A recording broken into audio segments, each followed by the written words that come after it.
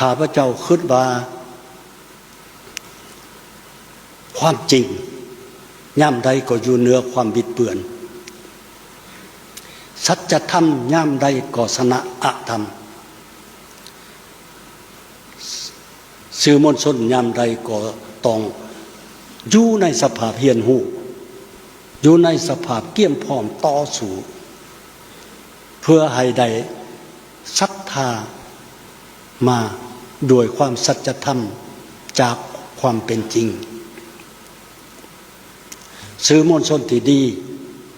จะบ่หย่านกลัว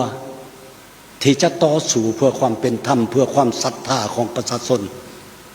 สื่อมวลชนลาวต้องผ่านพายใดบรรดาปัญหาที่เป็นอุปสรรคเพื่อก้าวเดินไปสู่การฮับใส่ประชาชนฮับใส่สังคมและสังคมจะสนองตอบมาโดยความศรัทธาความเสื่อมันต่อสื่อที่ดีของพวกเราข้าพเจ้าหวังว่าทุกๆการจัดตั้งของพรรคของรัฐที่ถือมอบหมายให้กำกับดูแลสื่อมวลชนจัดตั้งด่าช่วยเหลือสนับสนุนสื่อมวลชนของประเทศเราติดตามแนะนำให้คำเห็นที่สร้างสรรค์แก่สื่อมวลชนเพื่อให้มีกำลังใจกำลังแห้ง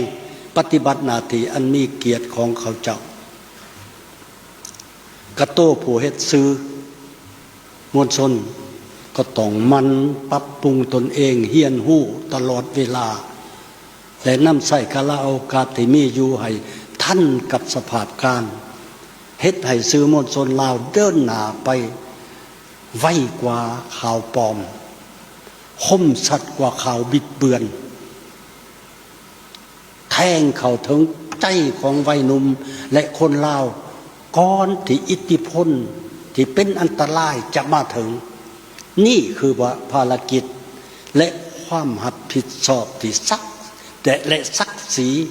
ของสื่อมวลชนปฏิวัติในยุคใหม่